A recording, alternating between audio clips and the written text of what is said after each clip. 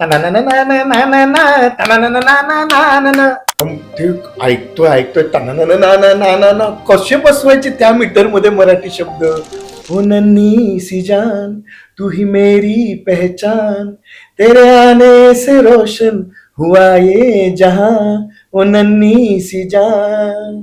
म्हटलं की मराठीमध्ये रॉक सॉंग्स नाही झालेले आहेत यार, मराठीमध्ये रॉक सॉंग्स व्हायला पाहिजे. एक अनदेखी अनजानी सी तस्वीर नजर आती हो, क्यों ढूंढता तुम्हें इतना कि तकदीर नजर आती हो. हे नाही ना, मग हे चालेल का? लेखक म्हणून विपुल चालेल का? ओके, लेखक नको. मग लिरिसिस्ट म्हणून चालेल का? लिरिसिस्ट नको. कंपोजर म्हणून चालेल का? ओके. असं काय पण बोलेरो गाडीत जोडीनं दोघं फिरायला जाऊया, बोलेरो गाडीचं जोडीनं दोघं फिरायला जाऊया, आणि पुढच्या वर्षी देवीचा डोंगर पाहूया, लग्नानंतर पहिल्यांदा देवीचा डोंगर पाहूया, डोंगर पाहूया, देवीचा डोंगर पाहूया, डोंगर पाहूया, देवीचा डोंगर पाहूया. ना मिलने के 100 बहाने करके आज वो चली, मेरी मौत का सारा सामान देके आज वो चली. आपण जसं मी सुरुवातीला म्हणाले की पडद्यामागचे कलाकार रिअल टू रिअल लाईफ. आतापर्यंत अनेक कलाकार आले, म्हणजे आपण म्हणतो ना पडद्यावरती तुम्ही जे दिसता त्या तुमच्या भूमिका दिसतात. जसं आता तू सांगताना सांगत होता की तो रोल, पण त्या भूमिकेसाठी तू जी रात्र घालवली होती, आर्यनचं जे स्ट्रगल होतं, नम्रताचं ते तारांबळ, जी सगळी काही तारेवरची कसरत चालू होती तुमच्या दोघांची, ती आज आम्हाला इथून कळाली आहे. तर खरंच स्ट्रगल पिरियड, संघर्ष ही एक फेज प्रत्येकाच्या आयुष्यात असते. तो कसा होता आणि तो कसा टॅकल केलास? म्हणजे काय असतं ना, वी ऑल आर ह्युमन्स. म्हणजे आर्टिस्ट लोक पण ह्युमन्सच आहेत शेवटी, त्यांना पण तरी एखादा दिवस sentiments असा की तो भयंकर कठीण होता? मी तुला खरं सांगू का, म्हणजे मला सगळ्यात जास्त हे बघ ना, आपल्या बरोबरचे जे बॅचमेट्स असतात इंजिनिअरिंग कॉलेजमधले, जेव्हा त्यांना घरं घेताना, गाड्या घेताना आपण जेव्हा त्यांना बघतो, त्यांचं प्रोग्रेस बघताना आपल्याला असं वाटतं की यार आपलं अजून काहीच नाही झालेलं यार, आपण अजूनपर्यंत मागे, आपल्याला अजून खूप काही गोष्टी अचीव्ह करायच्या. पण मग नंतर मग म्हटलं की नाही, हे तू चूज केलंयस की नाही, हे तुझं पॅशन आहे की नाही, मग आता मागे हे नाही. मग त्याच्यामध्ये शंकेचं एक हे पण आणायचं नाही.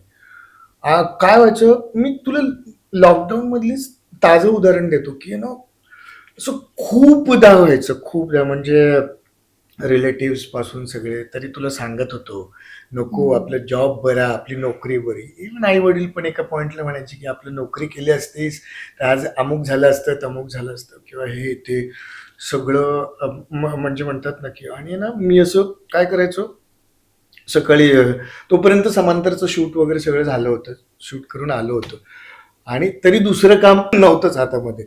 मी रोज आर्यनला सकाळी घेऊन जायचो, ते उन्हामध्ये जर त्याला थोडंसं कोवळं ऊन मिळावं म्हणून.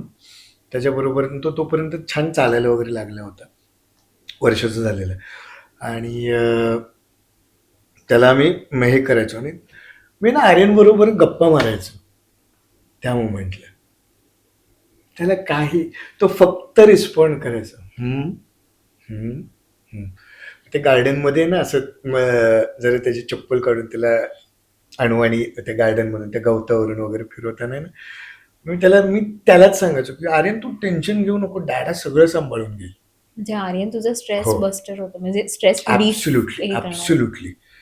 की म्हणजे कारण की काय ना, मी नम्रता समोर नाही हे करू शकत ना, कारण की मी तिच्यासमोर जर हे झालो ना, वीक झालो ना, तर मग आवाज लाईक की मग तर संपलंच सगळं. मला आई वडील ठीक आहे, आई वडील आपण नाही, पण बायको समोर जर आपण म्हणजे म्हणतात ना की थोडेसे जरी हे झालं ना की नाही, मला तिच्यासमोर स्ट्रॉंग राहायचं, तर मला म्हणजे अजूनही कुठे होप्स होते की माझं या फील्डमध्ये काहीतरी होईल.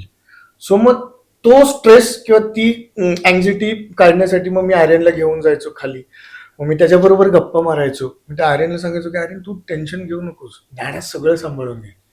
डॅडाचं आत्ता नवीन एक वेब सिरीज केली डॅडाने, खूप भारी काम केलेलं आहे त्याच्यामध्ये, आणि ती जर रिलीज झाली ना तर डॅडाला खूप कामं मिळणार आहेत. आणि तो पण अरे रिस्पॉन्ड करायचं माहितीये, आणि तू टेन्शन घेऊ नको, डायडा तुला काही कमी पडू देणार नाही, काही म्हणजे काही नाही. आणि मी तसं प्लॅनच केलेलं आहे की माझं माझं ज्या पद्धतीने बालपण गेलं, मला ज्या ज्या गोष्टींसाठी कॉम्प्रोमाइज करावं लागलं, मी तुला ते नाही कॉम्प्रोमाइज करून देणार. It's a promise. आणि हे मी त्याच्याबरोबर, आणि माझा जो काही ताण असायचा, जो काही स्ट्रेस असायचा ना, त्या 1 तासाच्या ह्याच्यामध्ये आमच्या त्या गप्पांमध्ये तो सगळं निघून जायचं. आणि मग घरी येऊन पुन्हा नव्याने स्टार्ट, मग पुन्हा कामं शोधायला, पुन्हा सगळं हे. त्या दरम्यान मी फक्त नम्रताला एक अल्टिमेटम दिला होता की लास्ट होप इज समांतर. ते जर नाही झालं, मीनवाईल मी हे द्यायला सुरुवात केली होती, रेझ्युम्स द्यायला. मला इंडस्ट्री सोडायची नव्हती, पण फक्त technical job as a creative producer, creative director, किंवा जिंगल्स लिहिणे, कारण की मी लिखाण पण करतो. इव्हन तू हो. मराठी रॉक सॉंग सुद्धा ऐकले. Yes yes. तर मग असं काहीतरी आपण ट्राय करूयात. पण म्हटलं ठीक आहे, ऍक्टिंगचं नाही झालं, पण किमान इथे तरी ट्राय करेन मी. मग मी चॅनल्सचे जे कोणी ईपीज फ्रेंड असतील वगैरे, त्यांना मी माझा रेझ्युम देऊन ठेवला होता. म्हटलं समांतर मधलं काम जर नाही क्लिक झालं नम्रता, की म्हटलं दुसऱ्या दिवशीपासून मी काहीही करेन, पण मी तुला या दरमहा एवढा पगार आणून देईन म्हणजे देईन. पण हे असं. खरंच किती कठीण आहे. म्हणजे मी इन रिअल वास्तवादी प्रॅक्टिकली आपण जर विचार केला, जे जॉब करतात 9 to 5 म्हणा किंवा 10 to 6, एक मंथली इन्कम आपल्याला माहिती असतो इतका Absolutely. येणार आहे. तुमच्याकडे रोज नवीन एक चेहरा उभा होतो कॉम्पिटिशनसाठी. करेक्ट. म्हणजे काल परत एक असतात, दुसऱ्या दिवशी एक नवीन उभे होतात. एका रात्रीत सुद्धा काही अनेक चेहरे बनतात, मग त्यांच्याशी वेगळी कॉम्पिटिशन असते. आणि कालचं मिळालेली भूमिका किंवा रोल, त्याच्यामुळे पुढचे प्रोजेक्ट मिळतील ह्याची शाश्वती नसते. करेक्ट. करेक्ट. आणि मग ह्या सगळ्यामध्ये एक बाबा म्हणून उभं राहणं किंवा एक नवरा म्हणून, फॅमिली मॅन, ती फेस कसं हँडल, म्हणजे ते ठीक आहे आर्यन सोबत म्हणतोस, पण एक उत्तर असतात ना द्यायची, Correct, EMIs correct. असतात, सगळं काही. Absolutely. कसं होतं हे balance? काय ना, म्हणजे आता हे बघ, प्रत्येक आर्टिस्टच्या लाईफमध्ये एक एक खूप मोठा प्रोजेक्ट पण कधी असं अं, डिप्रेशन किंवा अशी फेज हो आली? येत आहे, ऑफकोर्स येत आहे, डिप्रेशन म्हण किंवा पण ते ना माझ्यासाठी ना मी ते तेवढ्यापुरतच ठेवतो. हं. माणूस आहे यार. आणि आहेच. एक प्रोजेक्ट आपल्याला आपण कळतं ना की 3-4 हं. वर्ष आपण सलग कॅमेरा समोर आहे, रोज शूटिंगला जातोय, हं, हं. आणि अचानक ती सिरियल संपल्यानंतर जो मधला जो गॅप, दुसरं प्रोजेक्ट मिळेल तोपर्यंत जो गॅप, मग तो 1 महिन्याचा असतो किंवा 3 महिन्याचा, 6 महिने, कधी कधी एक वर्ष सुद्धा लागतात नवीन प्रोजेक्ट मिळेल तोपर्यंत. आणि ना ते मग येतं कधी कधी हं. टेन्शन येतं की ठीक आहे, आपण सुरुवातीचे एक 8-10 दिवस सस्टेन करू शकतो, पण मग नंतर अरे यार कॉल टाइम नाही आला, किंवा अशी ती एक चलबिचल होते. मग बाकीचे सगळे काम करत असताना बघताना पण एक कुठेतरी हो, हे हो. होतं की यार सगळे काम करतायत, Social media वर दुसऱ्याचे posting राहतात. करेक्ट करेक्ट करेक्ट, असं ते होतं. आणि मग थोडस टेन्शन मध्ये जायला होतं. पण मग नंतर मी काय विचार करतो माहितीये, आरशासमोर स्वतः बघत असतो, अरे विपल्या तू काय एवढं टेन्शन घेतोय? अरे भाई, ज्याचा पोर्टफोलिओ दस्तूर खुद्द गौतम राजाध्यक्षांनी केलाय, ज्याच्या नावावर एवढ्या जाहिराती तू एवढ्या केलेल्या आहेस, होर्डिंग्स लागले तुझे पॅन इंडिया भर आतापर्यंत, एवढे चांगले चांगले प्रोजेक्ट तू केलेले आहेत. तुझ्या डेली सोपची पहिली हिरोईन तेजस्विनी पंडित होती. त्याच्यानंतर तू तुझी क्रश जसं अमृता खानविलकर सोबत तू एका साडीची ऍड केली आहेस म्हटलं. पुण्यातल्या त्या योशा साडी सेंटरमध्ये गेल्यानंतर पहिलाच फोटो माझा आणि अमृता खानविलकरचा, तर ते तू केलेलं आहेस. एवढ्या मोठमोठ्या फोटोग्राफर्स बरोबर, डिरेक्टर सोबत काम केलेलं आहेस. समीर विद्वान सारखे डिरेक्टर्स आहेत, यांच्याबरोबर तुझ्या सिरियलची म्हणजे मोठ्या डेली सोपची हिरोईन स्मिता शेवाळे आहे, जी म्हणजे जी तुझी क्रश होती, म्हणजे आहे. तर मग जिच्याबरोबर तू एवढ्या लोकांबरोबर कामं केली आहेस यार, एवढ्या ऍड फिल्म्स केल्यात, मग कसलं डिप्रेशन, कसलं काय, असं बोलून मी स्वतःला सेल्फ मोटिवेट करतो. आणि मग मी माझे ना जी कामं आहेत ना ती मी बघत बसतो. मी ऍड फिल्म ज्या केलेल्या आहेत त्या बघतो, या सगळ्या गोष्टी. आणि मग म्हटलं की नाही बस, आता नव्या जोमाने नव्या ह्याने परत कामाला लागायचं. आणि मग मी परत आलं एखादं ऑडिशन किंवा ऑडिशन शूट करायचं आणि पाठवायचं. म्हणजे सेल्फ टॉक मस्ट, मी म्हणेन. ऍब्सोल्युटली, आणि तो खूप इम्पॉर्टंट आहे. ऍब्सोल्युटली. म्हणजे तो जर नाही केलं ना तर मग काय ना, I just make one thing clear. सकाळी कामाला जाताना आरशात बघणं की yes I am the best, आणि माझा आजचा दिवस जाम भारी जाणार आहे. आणि मग आल्यानंतर परत एकदा आरशात बघायचं की yes, I did a very fabulous job. आजच्या दिवसात मी खूप चांगली कामं केली आहेत. सेटवर मी कुणाचं मन दुखावलं नाहीये, मी कुणाचं काही हे केलेलं नाहीये. आणि मला आता शांतपणे झोप लागणार आहे. So you believe in Yes. Universe आणि मॅनिफेस्ट आपण आज Absolutely. हे सगळं म्हणतो. खूप, जर्नलिंग वगैरे करतोस? नाही, मी म्हणजे लिहितो. मी आहे ना बऱ्याच गोष्टी पूर्वी लिहायचो. म्हणजे मला तेव्हा तर काहीच माहिती नव्हतं. मॅनिफेस्टेशन हा प्रकार माहीत नव्हता. तेव्हापासून मी या गोष्टी हे करतो. म्हणजे मी डिप्लोमा इंजिनिअरिंग करत असताना मी माझ्या नोटबुकवरती पाठीमागच्या पेजवर लिहून ठेवलेलं होतं की मी पुण्यात इंजिनिअरिंग करणार आहे. त्याच्यानंतर पुण्यात जे इंजिनिअरिंग कॉलेजमध्ये ॲडमिशन घेणार आहे ते कॉलेज नवीन असणार आहे.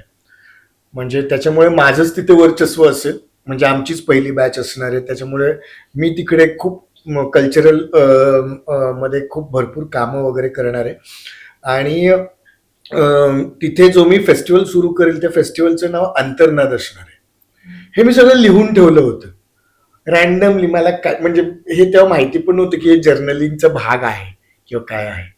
ते लिहून ठेवलं होतं. आणि जे मी पुण्यात गेल्यानंतर मला नवीनच कॉलेज, जे आमचीच पहिली बॅच पासआउट होणारी होती तेच कॉलेज मिळालं, हडपसरचं Jaywantrao Sawant college of engineering. त्याच्यानंतर मी तिकडचा कल्चरल सेक्रेटरी झालो त्या कॉलेजचा, युनिव्हर्सिटीचा. त्याच्यानंतर त्या कॉलेजचं जे नाव आहे आजही, आज आता 15-1 वर्ष झाली असतील, त्या कॉलेजचं जे युथ फेस्टिवलचं नाव अंतर्नाद आहे ते मी ठेवलेलं आहे, जे अजूनही अंतर्नाद नावानेच चालू आहे. Wow. असं सगळं आहे तिकडे. म्हणजे जे लिहिलं होतं ते सतत सगळं Absolutely. प्रॅक्टिकली आलं. आणि- लिहिण्याचा विषय आला म्हणून मी हा. म्हणेन की तू मराठी रॉक सॉन्ग सुद्धा लिहिलेले हा. आहे. कसं म्हणजे एवढे व्हरायटी कशी आहे? एका माणसामध्ये ऍक्टिंग आहे, मॉडेलिंग आहे, इव्हन जिंगल्स पण तू म्हणाला होता की Correct. क्रिएटिव्ह किंवा असं Yes, yes, काहीतरी. yes. आणि कसं काय?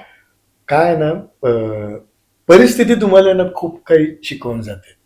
मी असं ठरवलेलं की फक्त ऍक्टिंग पुरतं नाही मर्यादित. जसं मी तुला मगाशी बोललो की ठीक आहे, नाही ऍक्टिंग मध्ये आपलं नाही नाणं वाजलं ना, ठीक आहे, मग मी क्रिएटिव्ह फील्डमध्ये दुसरं काहीतरी करेन. मी लिखाण, मी सिरियल लिहीन, मी फिल्म लिहीन, मी लिखाणामध्ये काहीतरी करेन, किंवा मी जिंगल्स लिहीन, मी क्रिएटिव्ह पद्धतीने ॲज अ क्रिएटिव्ह प्रोड्युसर किंवा क्रिएटिव्ह डिरेक्टर. पण मला क्रिएटिव्ह फील्ड सोडायची नाही. बरोबर. मग त्याच्यासाठी मग काय वाटेल ते मी करायला तयार आहे. मग पहिलं असंच आपण रॅन्डमली ज्या कॉलेजमध्ये असताना कविता वगैरे करायचो, त्याला बळत चाल बिल द्यायचो. पण नंतर मला कळलं की हा वारसा मला माझ्या आजोबांकडून आलेला आहे. माझे आजोबा पैलवान होते. कोल्हापूरमध्ये त्यांनी पैलवानकी केली. त्याच्यानंतर सुप्रसिद्ध कांद्याचे व्यापारी आणि कांदा उत्पादक, म्हणजे ते शेतकरी पण होते. आणि उत्तम गायचे. भजनी मंडळ होतं आजोबांचं. म्हणजे आजोबा जेव्हा त्या काळी मला ते सांगायचे की आम्ही गावावरून ट्रक यायचा मुंबईला, तेव्हा एपीएमसी मार्केट नव्हतं, डॉकयार्ड रोडला मार्केट होतं. तेव्हा डंकिन रोड म्हणायचे त्याला. डॉकयार्ड रोडला आम्ही माल उतरवायचा आणि मग दुसऱ्या दिवशीच हलायचं ना, तर मग रात्रभर काय करायचं, मग आम्ही वेगवेगळ्या गावी जाऊन भजनं हे करत, भजनाचे कार्यक्रम करायचो. तर मग ते तिथून ते आलेलं आहे. हे आता मला रिसेंटली रिअलाइज झालं की हे आजोबांमुळे आलेले. म्हणजे बालपणात काही काही गोष्टी हो, कळत हो. न कळत आपल्याला ऍक्च्युली म्हणजे तेव्हा पण मी लहानपणी त्यांच्या बरोबर जायचो,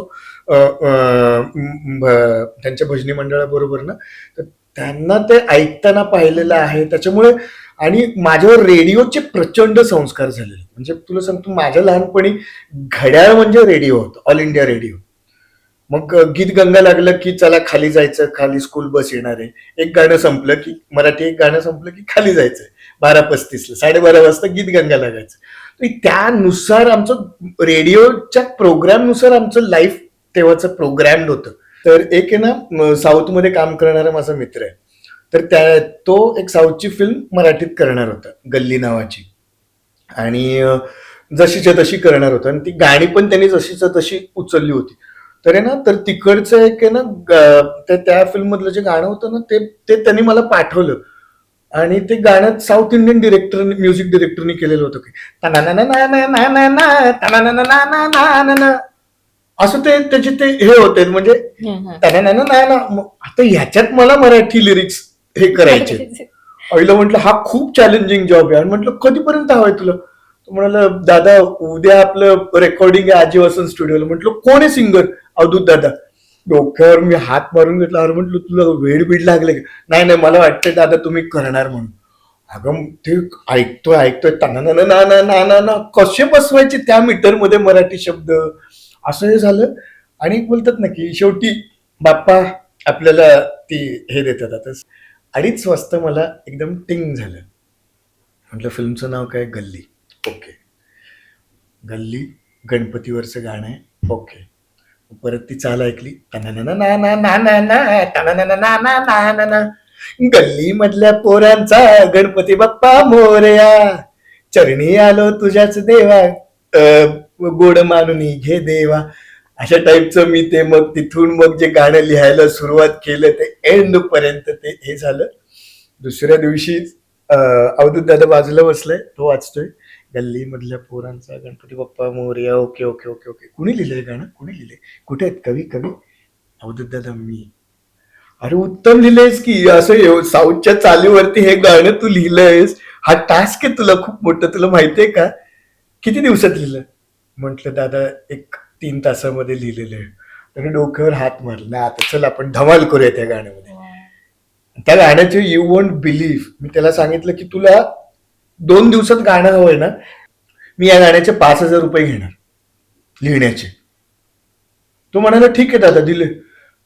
मग मी रॅन्डम अमाऊंट सांगितली. युजली नवीन लिरिक्स रायटरला त्याचं पहिलं गाणं त्याला पाकिट सुद्धा मिळत नाही, ही गत आहे. पण मी त्याला बोललो की बघ तुला एवढ्या ह्याच्यामध्ये हवंय, मी एवढे घेणार, चालेल का तुला? ठीक आहे दादा, तुम्ही कुठे आहे? तेव्हा मी माझ्या नवऱ्याची बायकोचं शूट करत होतो. मी तिकडे येतो आणि तिकडे येऊन तुम्हाला सायनिंग अमाऊंटचा चेक देतो दादा. त्यांनी मला तिथे चेक दिलं 5,000. खरंच दिलं की 5,000चा चेक भाई? म्हटलं यार मग हे क्षेत्र पण वाईट नाहीये. मग दुसऱ्या एक त्याच ह्यानी त्याच्या एक को प्रोड्युसर होता, तर तो होता पॉलिटिक्समध्ये. तर मग आहे ना त्याच्या मुलाचा ना वाढदिवस होता. आणि तेव्हा तुला खरं सांगू का, म्हणजे सिरियल जेमतेम सिरियलचा फार काही पैसे यायचे नाहीत ग. मग असेच ऍड जिंगल्स वगैरे हे ते. आणि म्हटलं की दादा ऐक ना, हा असं असं आहे, आपल्याला एक बर्थडे सॉन्ग करायचंय. तर मग म्हटलं अरे यार बर्थडे सॉन्ग, आता म्हटलं आता काय घ्या, म्हटलं सांगा आता काय. मग तू किती घेणार दादा? म्हटलं मी घेईन 15,000 रुपये. त्याने आधीच सांगितलं होतं की पार्टी मोठी आहे, तर ते काय पैशाचं वगैरे काय हे नाहीये, पण फक्त ते तुला गाऊन वगैरे पण घ्यायचंय कुणाला. तर मग ठीक आहे चालेल. तर ते ना मी गाणं त्याच्यावरती, ओ नन्ही सी जान तू ही मेरी पहचान, तेरे आने से रोशन हुआ ये जहां, ओ नन्ही सी जान तू ही मेरा सुकून, तू ही मेरा गुरूर. असं ते अशा पद्धतीचं ते गाणं. तू ही मेरा गुरूर, तू ही मेरा जुनून, तेरे आने से दिल को मिला है सुकून. अशा पद्धती ते असं हे करून. आणि त्याचं नाव होतं की आरुष नाव होतं. म्हटलं नाव सांग बाबा त्याचं. तर तो म्हणाला की गाण्यामध्ये दादा आरुष पण यायला पाहिजे. म्हटलं ठीक आहे आता काय. दुआ है मेरी मेरे प्यारे आरुष, तू रहना हमेशा सुखी और खुश, ओ नन्ही सी जान. असं गाणं हे केलं. त्याला आधी फोनवर ऐकवलं.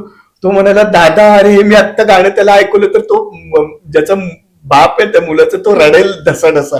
म्हटलं थांब, मला हे गाणं माझ्या म्युझिक डिरेक्टर मित्राला पाठवू देत, त्याच्याकडून ते करून ते तुला मग मी पाठवतो. म्हटलं त्याचं स्टुडिओ नाही दादा, नॉर्मल याच्यामध्ये प्रोग्रामिंग करून मला पाठव, बाकी सगळं मी सेट करतो. म्हटलं ठीक आहे. म्हटलं त्याचे पण मला पैसे पाहिजेत, म्हटलं ज्याच्याकडून मी गाऊन घेणार आहे. दिले किती? पण 5,000 पाठवले त्यांनी मला. मला ना ते एक प्रश्न असा पडतोय, काही अजून हिडन टॅलेंट बाकी आहे का? म्हणजे मॉडेलिंग झालं, मालिका झाल्या, वेब सिरीज झालं, एकांकिका झाल्या, इवन गाणं लिहिणं सुद्धा, म्हणजे कवी सुद्धा आला. असं झालंय ना, तुला सिरियसली सांगतो. म्हणजे तू म्हणालीस ना की कसं तू म्हणजे उद्या काम नाही मिळालं, मी असं मोमेंटच येऊ देणार नाही. कसं कोण मला काम देणार नाही? ठीक आहे ऍक्टर म्हणून नाही घ्यायचं ना, नका घेऊ, लिरिसिस्ट म्हणून घ्या. सगळ्या टाईपची गाणी लिहून देऊ शकतो मी तुम्हाला. अगदी म्हणजे तू रॉक सॉंगचा मग अशी विषय काढला ना, तर ते पहिलं रॉक सॉंग होतं जे मी फरहान अख्तरची रॉक ऑन फिल्म बघून आल्यानंतर असं ते फार इन्स्पायर वगैरे झालेलं होतं आणि म्हटलं की मराठीमध्ये रॉक सॉंग्स नाही झालेले आहेत यार, मराठीमध्ये रॉक सॉंग्स व्हायला पाहिजे. हिंदीत आहेत सगळं, पंजाबीमध्ये आहे, मराठीत व्हायला पाहिजे. तर मग मी असं हे केलं, कविता लिहिली आणि रॉक म्हणजे पोएट्री. वो वो वो वो वो वो वो वो वो वो आस म्हणतात पक्षी उडतात, हे आस म्हणतात पक्षी उडतात, पंख पसरून हे नाद करतात, गीत गातात, भान हरपून ते. या निळ्या नभात उंच उंच जो बांधतो घरोंडा, मी आहे तो आजाद परिंदा, तो आजाद परिंदा, तो आजाद परिंदा. Come on. व्हेरी नाईस यार, म्हणजे मला असं वाटतं मी अवधूत गुप्ते यांच्यासमोर बसते की काय, इतकं सुंदर, खूप तर छान. हे पहिलं रॉक सॉंग. आता मला असं वाटतं मला ना इंट्रोडक्शन चेंज करायला हवं, वर्सेटाईल आर्टिस्ट म्हणायला हवं, कारण your like the actor, modelling आहे, ऍक्टिंग आहे, त्याच्यासोबत सिंगिंग सुद्धा इतकी छान आहे. आत्ता तुला सांगतो 2-3 महिन्यापूर्वी ना मला असं ते देवीची गाणी हा. पूर्वी खूप गाजायची, खूप. अरुण कचरेंची हो, हो, वगैरे हो. येते, गोंधळाची, ते गोंधळाची वगैरे yes, हे ते. तर आहे ना, मला एकाने चॅलेंज केलं की विपुल सर तुम्ही अशा टाईपची गाणी लिहून दाखवलं तर मानलं तुम्हाला, म्हणजे असं तुम्ही लिहूच शकत. म्हणजे वेडा आहेस काय म्हटलं, कुठलं असंच म्हणजे जे आम्ही वडापच्या गाडीत वगैरे ऐकू शकतो, देवीची गाणी वगैरे येते. आणि माझ्या घरी, गावच्या घरी आमची कुलस्वामिनी तुळजाभवानी आहे आणि माझ्या घरी ह्याची काळूबाई आणि यल्लम्मा देवीची परडी आहे प्रॉपर गावच्या घरी.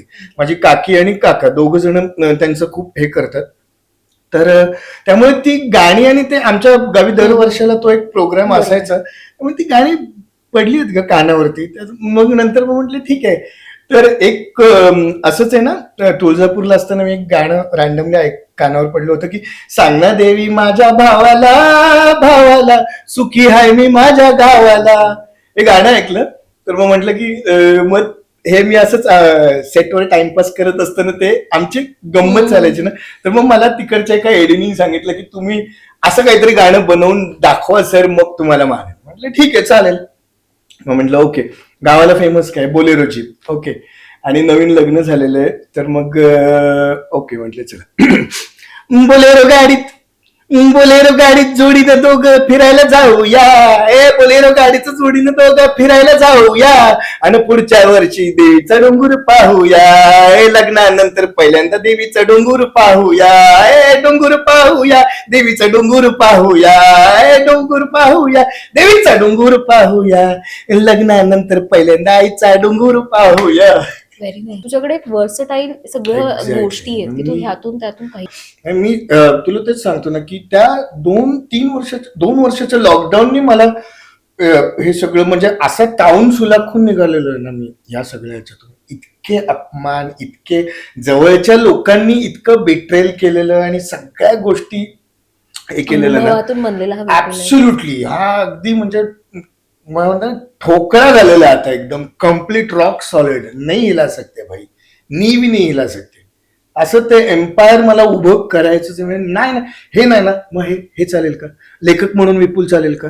ओके, लेखक नको. मग लिरिसिस्ट म्हणून चालेल का? लिरिसिस्ट नको. कंपोजर म्हणून चालेल का? ओके. असं काय पण भाई, काम जनरेट करके दो, काम करूंगा मी. एक गोष्ट विचारू, मध्ये आपण ऐकलं की अनेकदा हे सगळ्याच कलाकारांच्या बाबतीत होतं, बाहेरचे व्यक्ती बोलण्यापेक्षा कधी कधी आपले घरचे जवळचेच असतात की जे काम करतात. जर का आज ह्या माध्यमातून त्यांच्यापर्यंत हा मेसेज जात असेल की जेव्हा एक कलाकार स्ट्रगल करत असतो आणि त्यावेळेला घरातून जेव्हा काही टोमणे येतात किंवा ह्या गोष्टी होतात, किती त्याचा इफेक्ट होऊ शकतो त्याच्या त्या करिअरवरती आणि त्यांचा सपोर्ट खरा कसा हवा असतो खरं तर. हे बघ, मी आहे ना फ्रँकली स्पीकिंग, मी या फेजमधून, मी या सगळ्या गोष्टीतून गेलोय. मी मी तर एवढंच म्हणेन की ना अनटिल अँड अनलेस मी माझ्या वर्कशॉपमध्ये पण मुलांना जे आता ज्यांना करिअर करायचं मी त्याच्यामध्ये पण मी हा उल्लेख करतो. रादर आता ह्या माध्यमातून पण मी हेच सांगतो की मराठी मुलांना आहे ना जेन्युइनली काम करायचं असेल ना इंडस्ट्रीमध्ये, तर त्यांनी आहे ना 5 वर्ष आहे ना डिटॅच व्हायचं. म्हणजे आपलं काय होतं माहितीये, मी हिंदीत आता काम करत असताना मी तुला सांगतो की हे संस्कार आहेत ना सगळे ऍड फिल्म्स आणि हिंदीतले डिरेक्टर्स, ऍड फिल्म मेकर्स ह्या लोकांबरोबर काम करून आल्यामुळे हे सगळे संस्कार तिकडचे आहेत तुला सांगतो.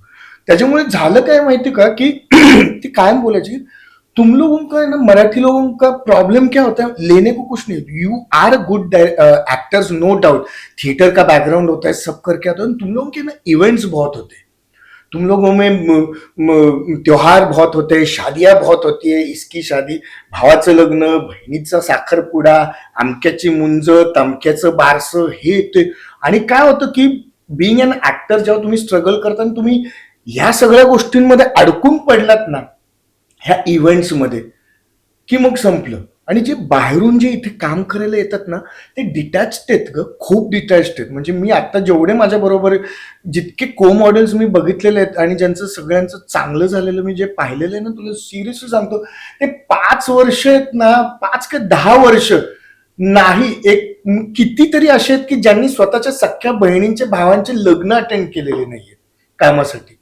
हे सिरियसनेस जोपर्यंत आपल्यामध्ये येत नाही ना तोपर्यंत म्हणजे त्या लेवलचं जर तुम्हाला डेस्परेटली काम करायचं, माझ्याकडून झाल्या चुका, मी सगळ्या फॅमिली आणि सगळ्या ह्याच्यामध्ये अडकून पडल्यामुळे मला ते जे क्रुशियल इयर असतं त्या इयरमध्ये जे काम करायचं असतं त्याच्यामध्ये मी नातेवाईकांचे टोमणे ऐकत बसलो. काय होतं की जेव्हा लग्न किंवा अशा, मी आता अजूनही मी नातेवाईकांची लग्न अगदी जवळच असेल तर मी लग्न अटेंड करत नाही, मी बारसं बिरसं, मी कुठलेही सोशल रिलेटिव्हचे कुठले प्रोग्राम्स अटेंडच करत नाही करत. मी ऑन स्क्रीन अगदी डंके की चोट पे सांगतो. कारण की काय ना, असे काही लोक जे नेगेटिव्ह लोक पण तुम्हाला तिथे भेटतात की काय मग स्टार, अरे आम्हाला वाटलं अमिताभ बच्चन बरोबर पिक्चर वगैरे करतोयस की काय पिक्चर वगैरे केलंस, असे लोक भेटतात. म्हणजे मी तुला सांगतो ना की माझा सख्खा चुलता आहे आणि जो म्हणजे ज्याच्या मुलाचं सगळं शिक्षणापासून मुलीचं शिक्षण, लग्न सगळं माझ्या वडिलांनी केलेलं आहे. तर तो वेळोवेळी म्हणजे गावी पूर्वी जायचो ना मी, अरे काय तुझं काय चाललंय आज, कुठली मालिका बिलिका का नाही करत आहे इथे, अरे असं गावाला आम्हाला लोकांना सांगायला ना लाज वाटते की आमचं, मग विचारतात मग तुम्ही काय काम, तुमचा विपुल कुठे टीव्हीवर दिसत नाही ते. आणि 4 वर्ष मी मुरंबा सिरियल करत होतो, ह्यांच्याकडे ना रिचार्ज करायला पैसे नाही टीव्हीचे, बोल ही गत आहे. तुला ते सांगतो, आपलीच लोक आहेत ना सगळ्यात मोठा आयुष्यातला अडथळा असतात या फील्डमध्ये जर तुम्हाला काम करायचं असेल तर. मी सर्कल, आई वडील, बहिणीचा नवरा, बहिणीचा मुलगा, माझी बायको, माझा मुलगा, माझ्या बायकोची बहीण आणि तिचा नवरा, मी फार लिमिटेड सर्कल ठेवलेलं आहे माझं. मला बाकी चुलत मावस आत्ते फित्ते नकोच. आत्ते भावंड पण आहेत, ते 3 आत्ते भावंड आहेत माझे, ज्यांनी मला आजपर्यंत खूप गाईड केलेलं आहे, अजूनही करतात. पण मग बाकीचं नाही. पण हे जे नेगेटिव्ह बोलणार आहेत किंवा जे आहे त्यांच्यापासून खूप लांब राहावं, खूप लांब. कारण की म्हणजे ना जनरल लाईफ मध्ये पण ही खूप तुम्हाला नाही ते. आणि ना मग तेच तुला सांगतो ना की ना ते बाकीचं त्यांना नाही दिसत. मग तुम्ही 100 रुपयाचा आवकाडो, कुणीतरी त्याला काकाला एकदा सांगितलेलं होतं, मी असंच आवकाडोची एक रेसिपी पोस्ट केली होती ना, तो काका माझ्या वडिलांना गावी गेल्यावर म्हणतोय असंच काहीतरी, त्यांनी पैसे वगैरे मागितले होते वडिलांकडे. वडील म्हणाले नाही आता मला माझं आयुष्य आहे, मला काय माझी सेव्हिंग वगैरे आहे की नाही, माझ्याकडे नाही येत पैसे. तो काका म्हणाला अरे तुझं पोरग तर 100 रुपयाचं एक ते कसलं ते फळ खाते, त्याचं सॅलड खाते. तर पप्पा म्हणाले अरे जेव्हा ते पोरग चाचपडत होतं तेव्हा कधी तुम्ही त्याला म्हणजे म्हणतात ना की 4 शब्द आपुलकीने किंवा ऍप्रिशिएशनचे बोलला नाही. आज त्यांनी ते काय एका रात्रीत नाही झालेलं आहे. 100 रुपयाचा ॲव्होकाडो घेण्यासाठी किती म्हणजे म्हणतात ना की आवळे कुठलेत माझं मला माहिती आहे. असं आहे ते. तर त्याच्यामुळे म्हणजे तू पप्पा बोलले त्याच्याबद्दल तर बोलायचंच नाही. तुम्ही जर किती भाग बघितले त्याच्या सिरियलचे? हा, रोज पोरग टीव्हीवर दिसते. किती एपिसोड बघितले? नाही, कुठं कामाच्या गडबडीत आणि शेताच्या गडबडीत बघायला मिळते. मग त्याला ह्याच्या अगोदर का बोलायचं की बाबा तू लवकर काहीतरी टीव्हीवरती काम कर, आम्हाला इथे 4 लोकात सांगायला लाज वाटते. कारण मी पण एक वेब सिरीज पाहिली होती, त्यामध्ये तो बिझनेस सुरू करायचा म्हणतो आणि अनु आंटी एक प्रत्येकामध्ये असते करेक्ट. जी आपल्याला आपलं टॅलेंट आणि पॅशन कुठेतरी मागे खेचते. आणि ती अनु आंटी असते म्हणजे सोसायटी काय म्हणेल, आणि सोसायटीने एक ठरवलेलं असतं की ह्या वयात तुम्ही असं करावं, ह्या वयात तुमच्याकडे ह्या गोष्टी आल्या पाहिजे.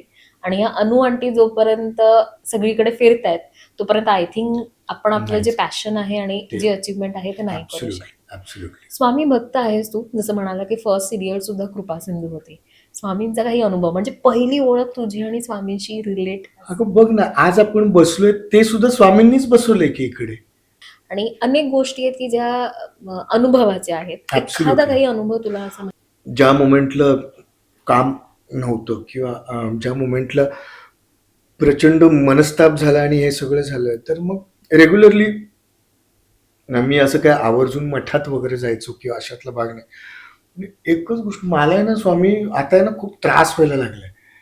मला याच्यातून बाहेर काढ. मला म्हणजे म्हणतात ना की आता तुम्ही म्हणता ना की प्रत्येक गोष्टीसाठी एक किंमत मोजावी लागते किंवा हे ना, आता झालं की म्हटलं तर खूप हे केलेलं आहे, स्ट्रगल केलेलं आहे. काहीतरी चांगला मार्ग दाखवा, काहीतरी चांगलं घडवून आणा. आणि तुला सिरियसली सांगतो, आयुष्यात ज्या काही गोष्टी घडल्यात त्या गुरुवारीच घडलेल्या आहेत अगं माझ्या बाबतीत. पुण्यात जेव्हा इंजिनिअरिंगला ऍडमिशन घेतलं, कॉलेज स्टार्ट झालं होतं, तो एक आठवडा असं आहे ना, एकतर अननोन शहर आणि कुणीच मित्र नवीन झाले नव्हते त्यावेळेला आणि खूप असं असं दडपण आलेलं होतं ग. तर तिथे कोथरूडला आहे ना, वनासचे एक स्वामींचं मठ आहे. मी तिथे नेहमी जायचो. काही नसलं म्हणजे कॉलेजमधून आलो ना, घरी जाऊन सगळं चेंज करत, तेव्हा काका काकीकडे राहिलं होतं मी कोथरूडला. आणि मग मी जाऊन त्या मठात जाऊन बसायचो आणि मी स्वामींना म्हणायचो की स्वामी, अहो आता ठीक आहे, म्हणजे आलो इथे पुण्यामध्ये, एक तरी असा एखादा चांगला जीवाला जीव लावणारे एक तरी चांगला मित्र द्या की. म्हटलं स्वामी, तुम्ही तर आहातच, तुमच्या बरोबर मी खूप बोलतो, सगळ्या गोष्टी करतो, एक तरी चांगला अशी काहीतरी द्या. इथे मैत्री होणं खूप गरजेचं आहे, कारण की अनोळखी शहर आहे. जरी पुणे हे असलं तरी सुद्धा आता आई वडिलांना लांब, घरापासून लांब आले होते, ज्याच्याबरोबर मी माझं दिवसभराचं सुख दुःख वाटेल किंवा हे करेल.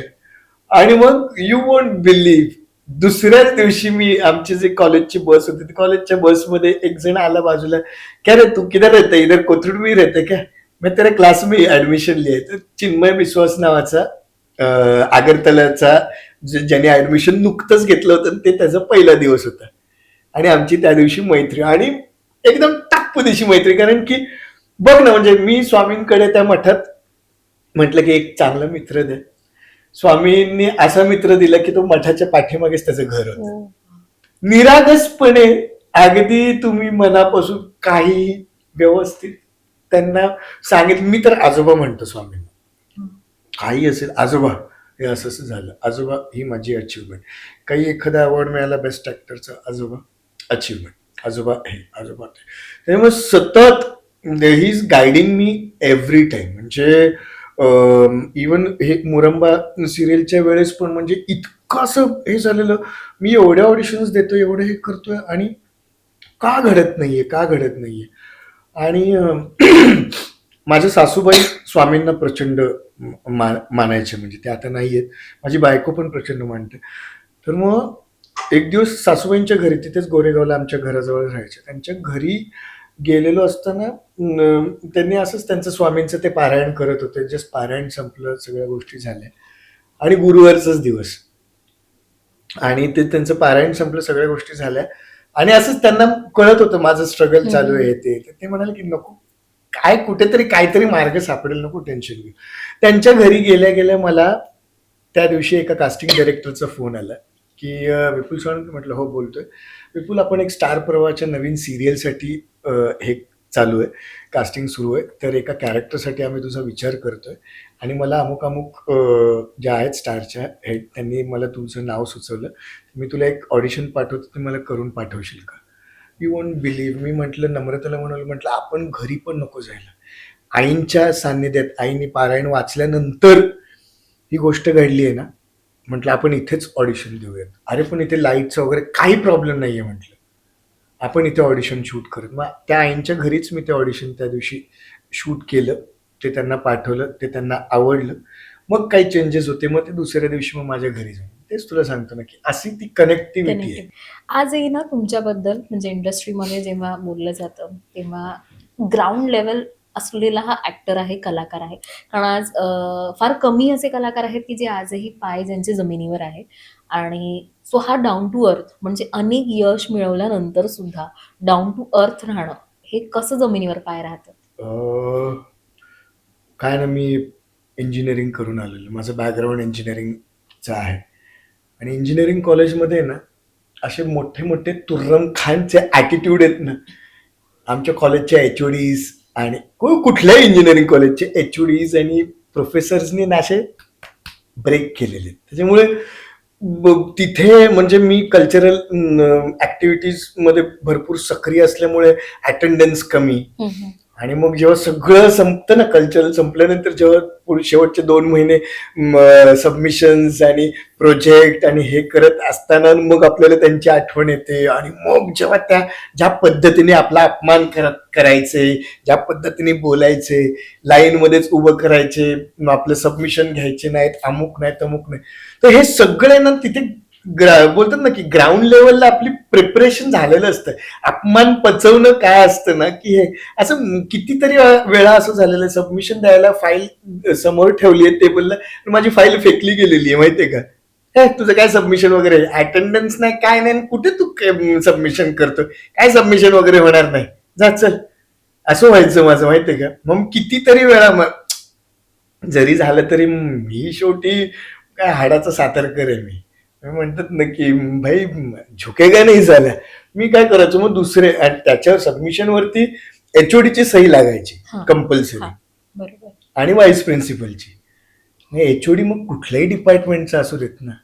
मग माझे ज्या डिपार्टमेंटच्या एचओडी बरोबर चांगले संबंध होते, खडकुले मॅडम म्हणून होत्या मेकॅनिकल डिपार्टमेंटच्या, मी त्यांची सही घेतलेली आहे माझ्या आयटी इंजिनिअरिंगच्या ह्याच्या फाईलवर. असंही किस्सा ऐकला की तुम्ही कॉल सेंटर मधून जे कॉल येतात, म्हणजे आम्हाला जर आज कॉल आले तर आम्ही इरिटेट होतो की असे कसे कट, म्हणजे आपण एक अशा इंटेन्शनने कॉल उचलतो की काहीतरी अननोन नंबर आहे, काहीतरी इम्पॉर्टंट कॉल असेल कोणाचा म्हणून, आणि तेव्हा समोरून कळतं की अरे लोन चाहिए क्या, हे तसं. पण तुम्ही त्यांना सुद्धा एकदम पोलाइटली आन्सर देता, इव्हन तुम्ही त्यांच्याशी छान गप्पा मारता. गप्पा मारता म्हणजे तेच तुला सांगतो ना की डाऊन टू अर्थ राहण्याचं रिझन, किंवा जिथून माहिती इंजिनिअरिंग कॉलेज, मग घरी आपली आई आणि आपली बायको, या आपल्याला काय म्हणजे म्हणतात ना की आईकडे गेलं की आजही मी कोथिंबीर नीट करतो. हो, ती पाहिली मी आजही म्हणजे तिने सांगितलेल्या सगळ्या गोष्टी, लसूण सोलून देण्यापासून सगळं, असं काय नाही. इव्हन बायकोला पण मी तितकीच मदत करतो. त्याच्यामुळे एक तो फॅक्टर लहानपणापासून तिथे असल्यामुळे. आणि तू आता कॉल सेंटरचं म्हणशील, तुला एक किस्सा सांगतो. मोरांबाचं शूट चालू होतं आणि मी एक माझा सीन लागेच तोपर्यंत मी प्रतिमताई आम्ही सगळे बसलो होतो, मला फोन आला आणि तो 011 वाला नव्हता, नॉर्मलच नंबरवरून आलेला, तर मी तो उचलला. तर समोरून त्यांनी हे केलं आणि हॅलो सर असं असं. तर मग मी त्यांना विचारलं, is it regarding real estate? जी म्हणाली हाँ जी हाँ सर. मतलब देखो अभी तो मुझे फिलहाल कोई रिक्वायरमेंट नहीं है, पर जब भी होगी मैं आपको कॉल कर लूंगा. फिलहाल के लिए अभी thank you so much for calling, आपका दिन शुभ रहे, हे मीच तिला बोललो. आणि ठीक आहे सर थँक्यू, आणि तिच्या त्या पद्धतीने तसा तो रिप्लायला मी फोन ठेवून दिला. प्रतिमा कुलकर्णी, सिनियर ॲक्ट्रेस आणि डिरेक्टर. विपुल तू आता तुला कुठून फोन आलेला? म्हटलं अगं रिअल इस्टेट कॉल सेंटरवाल्यांचा फोन होता. माय गुडनेस, तू तिथे किती पोलाइटली तिला आन्सर देऊन तू फोन ठेवलास. म्हणजे हे कसं जमतं? आम्हाला तर असे फोन आल्यानंतर आम्ही म्हणजे तर आधीच आम्ही वेगळ्या टेन्शनमध्ये असतो, आणि प्लस हा फोन आल्यानंतर आम्ही सगळं ते फ्रस्ट्रेशन त्या फोनवरती काढून मोकळे होतो. आम्हाला चिडचिड होते असे फोन आले की. म्हटलं काय ना, म्हटलं प्रतिमाताई, मी स्वतः इंजिनिअरिंगला असताना 1 वर्ष कॉल सेंटरमध्ये जॉब केलेला आहे. ड्रॉप होता मला 1 वर्ष, त्याच्यामुळे मी कॉल सेंटरमध्ये जॉब केलाय. आणि आम्हाला माहिती आहे दिवसभरात आम्हाला 100-200 कॉल करायचे असतात, टार्गेट दिलेले असतात, त्याच्यामधून लीड्स जनरेट करायचे असतात. आणि मग त्या लीड्स जनरेट केल्यानंतर एखाद दुसरी लीड नाही तर आम्ही दिवसभर शिव्याच खायचं. मग ते सगळं ऑल ओव्हर इंडिया फोन करायचा असायचं तेव्हा. आणि बऱ्याच ठिकाणावरून आम्हाला शिव्याच मिळायच्या. मी म्हटलं मी होतो का त्यांच्या ठिकाणी, मी काम केलंय, त्याच्यामुळे ते मला माहितीये की ते काय फील करत असतील आता. मला आवडेल, म्हणजे म्हणतात ना की तसं ती सिच्युएशन पोलाइटली हँडल करायला. आणि दुसरं गोष्ट, तर मला जेव्हा कॉल सेंटरला जेव्हा फोन करायचो ना किंवा मला यायचे, तर एस्पेशली ते नॉर्थ, ती लोक युपी वगैरे साईडचे, त्यांचं हिंदी, दिल्ली वगैरे साईडचं पण असायचं ना, त्यांचं हिंदी खूप भारी. आणि बऱ्याच वेळेला काय व्हायचं की मराठी ऍक्टर हिंदीत काम करत असताना, म्हणजे मी माझा अनुभव सांगतो की खूपदा कळायचं की अरे आप मराठी इंडस्ट्री से हो क्या, असं. पण ते अस्खलित हिंदी बोलणं नाही जायचं, बरोबर. कुठेतरी तो मराठीचा एक टच यायचा. आणि त्यात मी सातारकर म्हटल्यानंतर तो जबरदस्त टच यायचा. त्याच्यामुळे म्हटलं की नाही, हे आपल्याला कुठेतरी सुधारणं गरजेचं आहे, हे एक्सक्यूज नाही देऊ शकत आपण. तर मग ते कॉल सेंटरवाल्यांबरोबर मी 2.5-2.5, 3-3 मिनिटं, 5-5 मिनिटं, 7-7 मिनिटं बोललेलो आहे. आणि त्या गप्पांमधून हा, आणि त्या गप्पांमध्ये माझ्या बायकोने एक पोस्ट टाकली होती की माझ्या नवऱ्याने हल्ली नवीन उद्योग सुरू केलेला आहे, कॉल सेंटरमध्ये फोन करताना त्याला अस्खलित हिंदी बोलण्यासाठी तो त्यांच्याबरोबर प्रोलॉंग गप्पा मारतो सो दॅट त्याचं हिंदी सुधारावं म्हणून, असं. आणि मी त्याच्यावरती रिप्लाय केलेला होता की बायको, असं नवऱ्याचं ट्रेड सिक्रेट सगळीकडे रिव्हील नसतं करायचं. आणि त्याचं लिटरली म्हणजे सगळ्या प्रिंट मीडियानी, न्यूज मीडियानी त्याचं हे पण न्यूज पण केली होती त्यांच्याशी सुद्धा गप्पा. पण पण खूप छान. त्याच्यामुळे शिकायला मिळालं. तेच तुला सांगतो ना की आत्ता जेव्हा हिंदीत ऍड फिल्म्स किंवा ब्रँड फिल्म्स करत असताना नाहीच कुणी हे करत, म्हणजे म्हणतात ना की ते येतच नाही. तर ते त्यावेळी घेतलेली ती जी मेहनत आहे ना, त्या उस मेहनत का नतीजा आहे. पण एक खरं सांगू, कोण गप्पा मारणार नाही. कारण माझा स्वतःचा अनुभव, जेव्हा आपण सुरुवात केली तेव्हा मी तुम्ही होते, हो. आणि हळू करता करता मी तूवर आले. कारण मला सुद्धा तुम्ही सांगताना म्हणजे लिटरली तू त्या सगळ्या गोष्टींमध्ये आणलं होतं. मी त्या कॉलेजमध्ये गेली होती, मग त्या मला सगळ्या टीचर्स डोळ्यासमोर दिसत होता, सचिन तेंडुलकर दिसत होते. आणि आय थिंक स्टोरी टेलिंग सुद्धा अजून काहीतरी असं सुरू केलं ना तर ते सुद्धा रॉक होईल. हो, इतकं छान कला आहे आता बघ, तुमच्यामध्ये. म्हणजे आज तुझ्याकडून ही गोष्ट अजून एक घेऊन नवीन. गेलेली आहे, म्हणजे नेक्स्ट टाइम आपण त्याच्यावरती काहीतरी त्याच्यावरती वेगळा काहीतरी पॉडकास्ट करूयात, काहीतरी छान. खूप छान वाटलं गप्पा मारून. पण Same आपला here. एक सेगमेंट आहे शेवटचा, जो म्हणतो आपण कॉल सेगमेंट ठेवतो. आपण अनेकदा सगळ्यांशी बोलतो, आपल्या जवळपासचेच व्यक्ती असतात, आणि कधी कधी आपण आपल्याच माणसांना गृहीत पकडतो. तुमचं संपूर्ण हा जो मी स्टोरी जी ऐकली, एक विपुलची कहाणी, सो मला त्याच्यामध्ये ना नम्रताचा भाग खूप महत्वाचा आणि मोठा वाटला. मला स्टोरी Correct. सुद्धा ऐकायला आवडेल की खरं तर तुम्ही दोघं कसे भेटलात. हा, हा, कारण हा. आधीची मैत्रीण, नंतरची बायको, आणि अनेकदा ते ऑडिशन देताना सुद्धा तिने शूट केलेलं आहे. बरं. आर्यनला सांभाळून सुद्धा तिने केलेलं आहे. सो हा कॉल नम्रताला जाईल, पण अगदीच, त्याच्या आधी अगदीच. छोटीशी तुमची स्टोरी ऐकायला आवडेल. अं, पहिली भेट.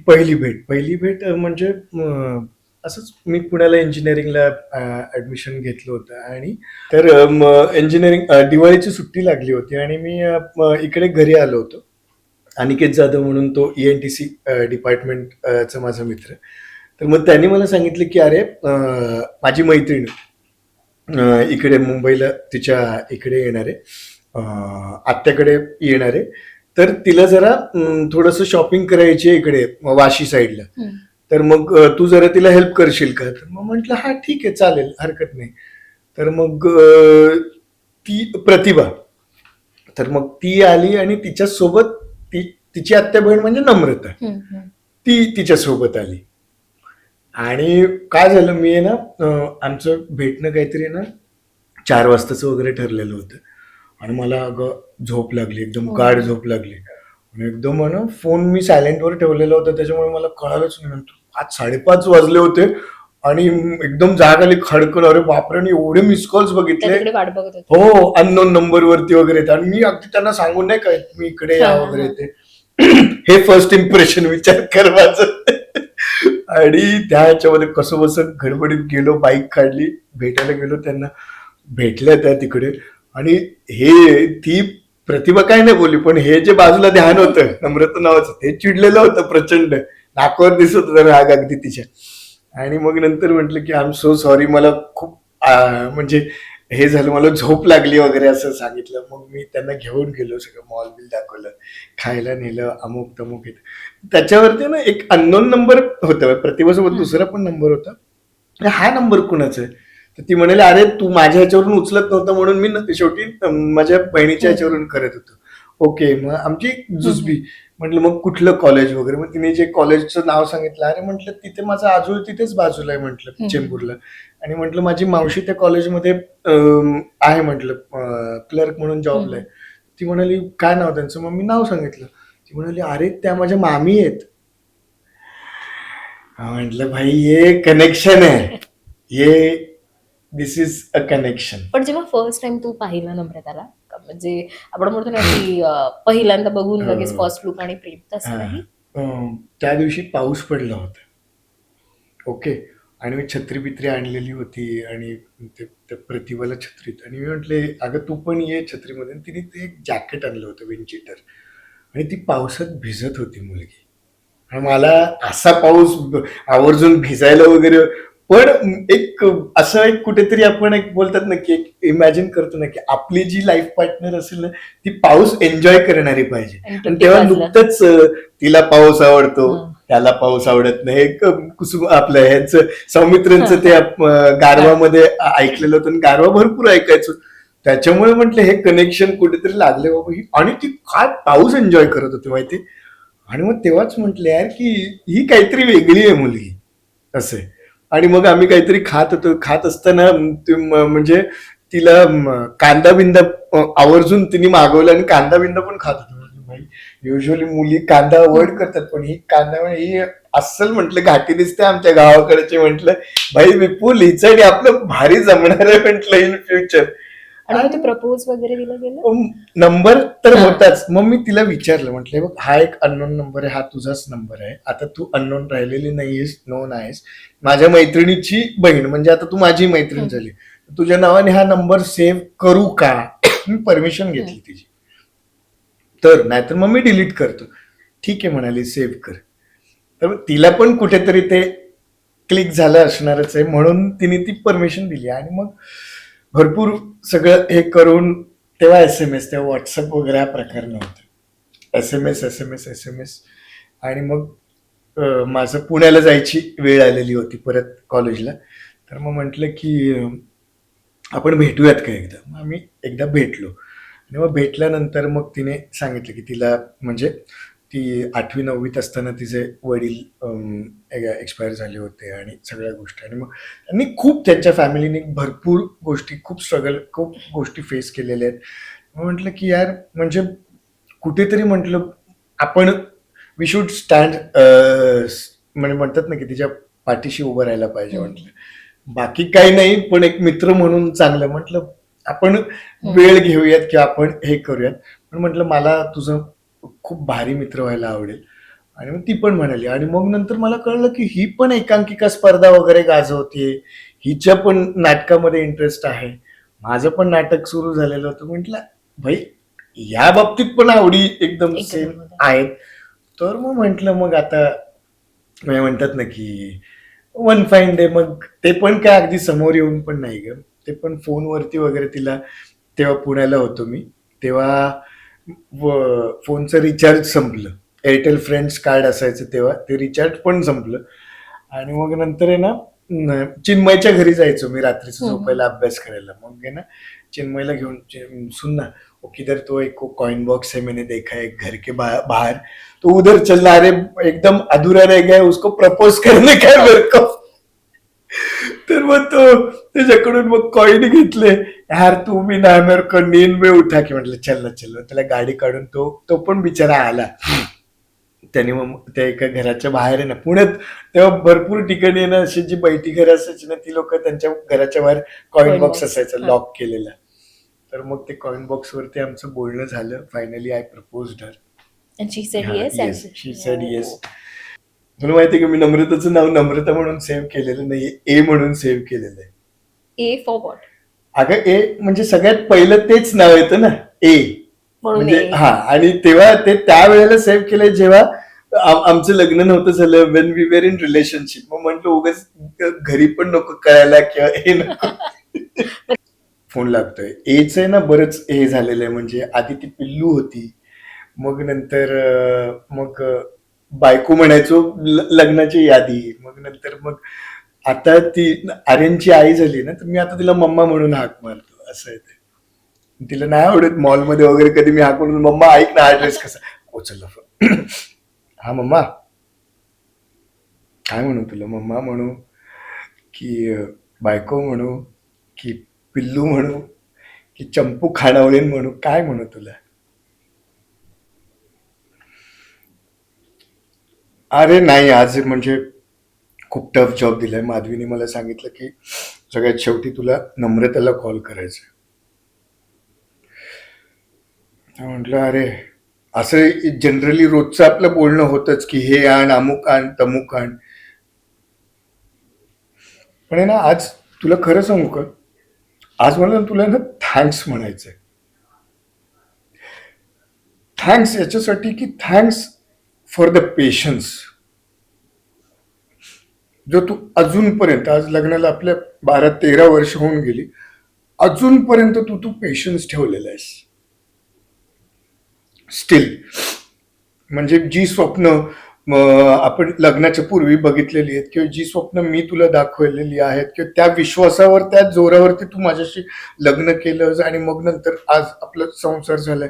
नाही ग, हे झालं तर ते होईल, अमुक झालं तर ते होईल, असं जर वरती तू ही जी काय वरती तारेवरची कसरत, ही जी काय 13 वर्ष रेटत आलीस ना, आय स्वेअर तुला सांगतो, हॅट्स ऑफ टू यू यार मम्मा.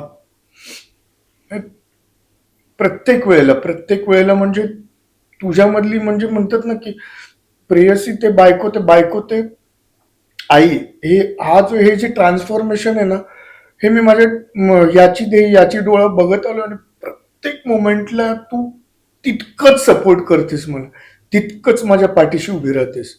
म्हणजे उद्या म्हणजे कधी मम्मी पप्पांनी जरी माझं कधी बोलता बोलता डिरेक्टली इनडिरेक्टली इन्सल्ट केलंस, तरी तू पटकन हेरतेस.